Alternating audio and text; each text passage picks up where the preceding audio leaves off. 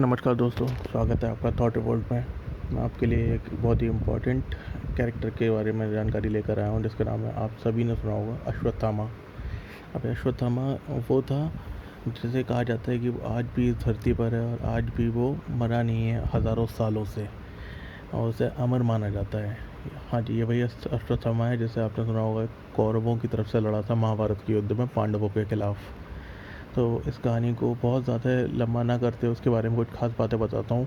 अश्वत्थामा गुरु द्रोण का, द्रोणाचार्य जिन्हें भी बोलते हैं हम, उनका पुत्र था। और उसकी खास बात ये थी, वो शिव जी के वरदान से हुआ था। शिव जी के वरदान से हुआ था। कुछ लोग उसे शिव जी का अंश भी मानते हैं, शिव जी का एक रूप भी मानते हैं। और उसके साथ खास बात ये थी, वो एक मणि के साथ लेकर पैदा हुआ था अपने मस्तक पे, मतलब अपने माथे पर। जिसकी खास बात ये थी कि उस पर किसी भी तरह के जहर का असर नहीं होने देती थी। अश्वत्थामा की शक्तियाँ सिर्फ यहीं तक सीमित नहीं थी, वो यहाँ तक कि अमर भी था। अब हुआ क्या था, महाभारत के अंत में जब दुर्योधन की मृत्यु होने वाली थी, जब दुर्योधन मरने वाला था, ठीक उस टाइम पे वो कहता है कि मित्र अश्वत्थामा, मेरी मृत्यु इतनी आसानी से नहीं होगी, मेरे प्राण नहीं निकलेंगे, मैं नहीं मरूंगा जब तक शांति से, मैं मर नहीं पाऊंगा जब तक मैं इन पांडवों की मौत नहीं सुन लेता। तो अश्वत्थामा ने कहा कि मैं तुम्हें वचन देता हूँ, मैं उन्हें पांडवों को मौत के घाट उतार दूंगा। फिर यहाँ पर उसने क्या किया था, अश्वत्थामा ने रात के वक्त, जो कि महाभारत के युद्ध के नियमों के बिल्कुल खिलाफ था, पहले सारे नियम कानूनों से काम होते थे, युद्ध भी बहुत नियम से होते थे, तो रात के समय कोई भी युद्ध नहीं कर सकता था सूर्यास्त के बाद। अश्वत्थामा रात के समय गया और जाके सारे के सारे पांडव जब सो रहे थे, अपने अपने टेंट्स बना के उनके अंदर उन्हें जाकर मार के आ जाता है। और वापसी आके अपने दोस्त को बताता है, देखो ये देखो, उनके खून से सनी हुई तलवार है मेरी, मैंने उन्हें मार दिया।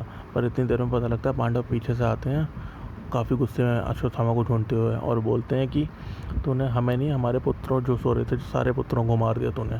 क्योंकि वो लोग ढक कर ओढ़ कर सो रहे थे और रात में अंधेरा भी था, उसे पता नहीं लगा, बस पांडवों की जगह सो रहे थे, पांडवों के सारे पुत्र उन्होंने सबको मार दिया।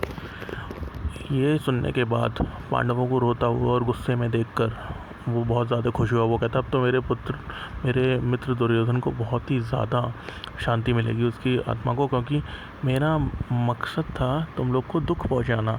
इससे ज़्यादा दुख पहुंचाने वाली तो बात ही नहीं हो सकती कि मैंने तुम्हारे आगे आने वाले जनरेशन को ख़त्म कर दिया, तुम्हारी नस्लें ही ख़त्म कर दी मैंने।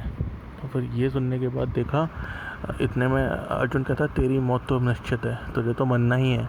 पर उससे पहले मैं तुझे बता दूँ, तू इतना खुश मत हो, क्योंकि हमारा वंश अभी ज़िंदा है। उत्तरा के गर्भ में अभिमन्यु का बेटा पल रहा है, वो प्रेग्नेंट है।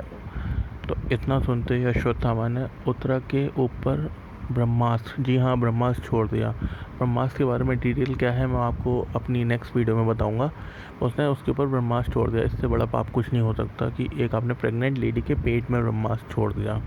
और ये देखते ही अर्जुन और सभी पांडव सकते में आ गए कि उसने ब्रह्मास्त्र छोड़ दिया था। साथ में फिर उस ब्रह्मास्त्र को सिर्फ ब्रह्मास्त्र से काटा जा सकता है, तो उसके लिए अर्जुन ने भी ब्रह्मास्त्र छोड़ना शुरू कर दिया।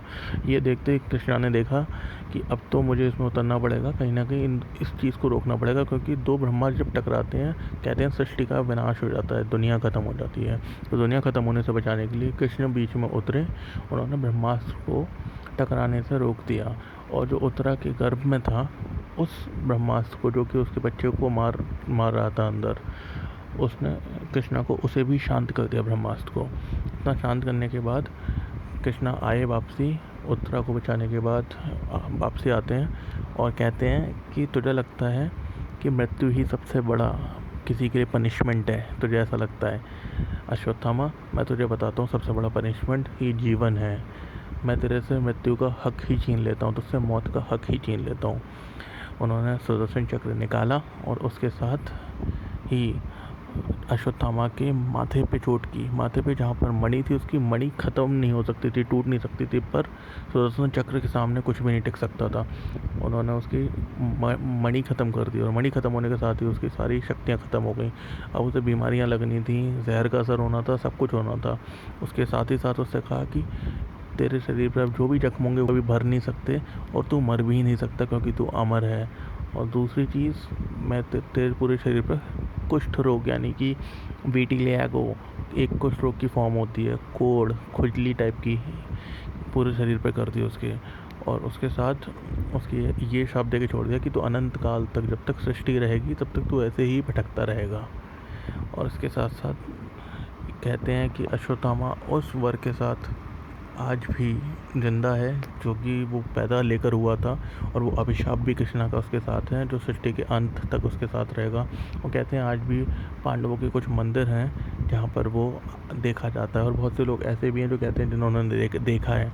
अब ये सब कथाएं इतनी ज़्यादा पुरानी हो चुकी हैं कि इसके बारे में बहुत सारे मतभेद भी हैं। जैसे कुछ लोग कहते हैं कि वो जन्म से ही अमर था, कुछ लोग कहते हैं कि कृष्णा के श्राप ने उसे अमर बना दिया था कि तू जब तक ये सृष्टि रहेगी तब तक तू रहेगा और तू दर्द भोगता रहेगा, तेरे अब जख्म भरेंगे नहीं, और तुझे जो बीमारियां मैंने लगा दी वो लगी रहेंगी, जैसे तू कष्ट झेलता रहेगा अंतकाल तक, जैसे तुझे पता लगेगा कि मृत्यु सबसे बड़ा कष्ट नहीं है, सबसे बड़ा कष्ट है जीवन। तो इसी प्रकार कहा जाता है कि वो आज भी है ज़िंदा और आज भी आता है मंदिरों में, कुछ लोगों ने उसे देखने का दावा भी करते हैं। तो इसके ऊपर मैं एक और वीडियो बनाऊंगा जिसमें और डिटेल्स होंगे अश्वत्थामा के बारे में कि वो कौन से लोग हैं जो कहते हैं उन्होंने देखने का दावा किया गया है, कौन कौन से लोग हैं जहाँ अश्वत्थामा कहा जाता है देखा गया है, कौन कौन सी जगह हैं, वो मंदिर कहाँ पर है। खासकर अश्वत्थामा की एक खास बात थी कि उसे पहचाना कैसे जा सकता है कि उसके माथे पर जो जख्म था सुदर्शन चक्र के लगने से, मणि के हटने पर, टूटने पर हुआ था, वो कभी भरता नहीं और श्राप के कारण कभी भरा भी नहीं, और वो सबसे ज़्यादा ही खतरनाक जख्म है जो हमेशा उसमें से पस और खून बहता रहता है।